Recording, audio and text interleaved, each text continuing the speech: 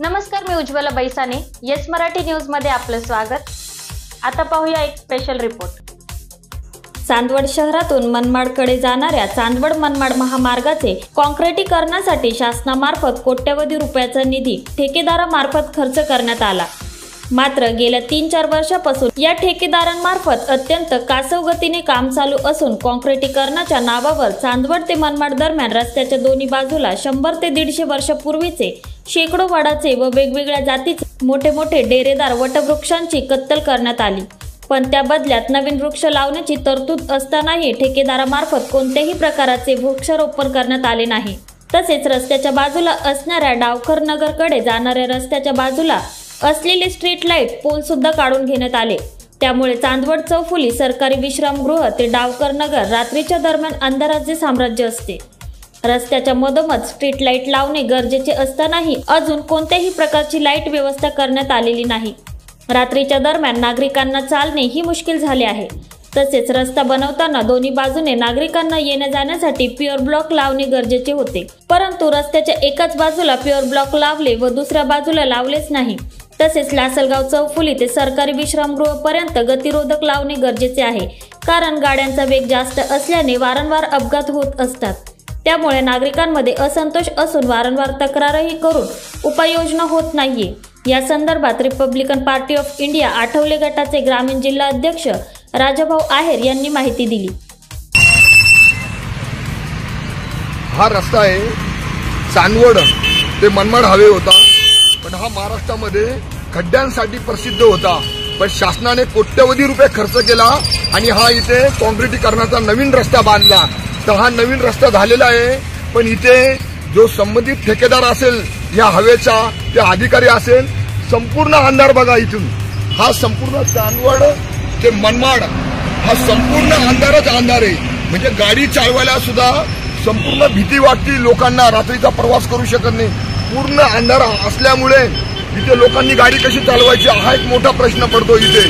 आणि जवळजवळ इकडे कॉलन्या आहे, ह्या रस्त्याने संपूर्ण कॉलन्या आहे आणि जवळजवळ 3,500 ते 4,000 लोक राहतात इथे. पण त्या लोकांना सुद्धा भीती वाटते या रस्त्याने कसं जायचं, याचा प्रवास करायला, रात्री बेरात्री हॉस्पिटलमध्ये यायला. संपूर्ण अंधार आहे आणि अंधार असल्यामुळे लोकांनी कसं जायचं हा एक मोठा प्रश्न पडलेला आहे लोकांना. आणि इथे स्ट्रीट लाईट होती पहिले, स्ट्रीट लाईट असल्यामुळे काय केलं, ठेकेदारांनी ती स्ट्रीट लाईट पण काढून टाकली. स्ट्रीट लाईट काढून टाकले, ते पोल कुठं गायब केले ते माहिती पडलं नाही. आणि त्यानंतर इथे वृक्ष होते, 200-250 वर्षापूर्वीचे मोठमोठे वृक्ष होते, पण ह्या लोकांनी ते वृक्ष पण काढून टाकले. म्हणजे वृक्ष पण राहिले नाही ते. आणि नवीन वृक्ष लावायचे होते, तर नवीन वृक्ष सुद्धा या लोकांनी, म्हणजे जो ठेकेदार असेल किंवा अधिकारी असेल, ते सुद्धा त्या ठेकेदारांनी वृक्ष रोपण केलेले नाही. आणि महत्वाचा प्रश्न म्हणजे जो हवे इकडनं ह्या साईडनी ज्या लक्झरी आहे, 100 ते 150 लक्झऱ्या रात्रीच्या पुण्याला जातात इकडनं. हा शॉर्टकट असल्यामुळे 100 ते 150 लक्झऱ्या जातात. पण ह्या सिन्नर मार्ग, ह्या निफाड तालुक्या मार्गे, पण इकडे पण संपूर्ण अंधार आहे. तर लाया तिथे दिसत सुद्धा नाही का गाडी कुठे द्यायची हा एक मोठा प्रश्न आहे इथे. आणि ह्या इथे एक मोठा हायमास होता इथे अंधार असल्यामुळे हायमास होता, तो हायमास सुद्धा दिसत नाही. म्हणजे पूर्ण इथे चौफुली आहे, पण संपूर्ण अंधार दिसत आहे.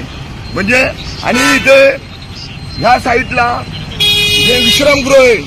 हे विश्रामगृह आपल्या महाराष्ट्राच्या आदरणीय भारतीताई पवार खासदार ह्या निधीतून विश्रामगृह बांधलेलं आहे. पण विश्रामगृह बांधलेलं असल्यामुळे तिथे मोठमोठे नेते येतात रात्रीचे, पण अंधार असल्यामुळे ते विश्रामगृह सुद्धा दिसत नाही. असा एक तिथे म्हणजे एवढा अंधार असतो रात्री बेरात्री. हा ठेकेदाराचा आणि जे रस्त्याचे जे अधिकारी यांच्या हलगर्जीपणामुळे ह्या शहरवासियांना चांदवड ते मनमाड रस्त्यावर संपूर्ण अंधारात राहावं लागत आहे. रात्रीची गाडी नेता येत नाही, तर एक भीती निर्माण झालेली आहे. संपूर्ण अंधारच अंधार आहे. असा एक मोठा इथे संपूर्ण अंधार आहे. यांनी हायमास लावला पाहिजे इथे मोठा. इथे हायमास लावले तर इथे हायमास राहिले तर मग इथे दिसेल लोकांना पण. आणि चांदवड ते मनमाड स्ट्रीट लाईट पाहिजे. त्याच्यानंतर इथे चौफुली असल्याने इथे मी स्वतः रिपब्लिकन पक्षाच्या वतीने मी विणकर राईची मागणी केलेली, ठिकठिकाणी गतिरोधक द्या तुम्ही, त्यानंतर सिग्नल मागितलेले, सिग्नल द्या म्हणजे जे करून अपघात होणार नाही. आणि अंधारामध्ये तर रात्रीतून अपघात मोठ्या प्रमाणामध्ये होता.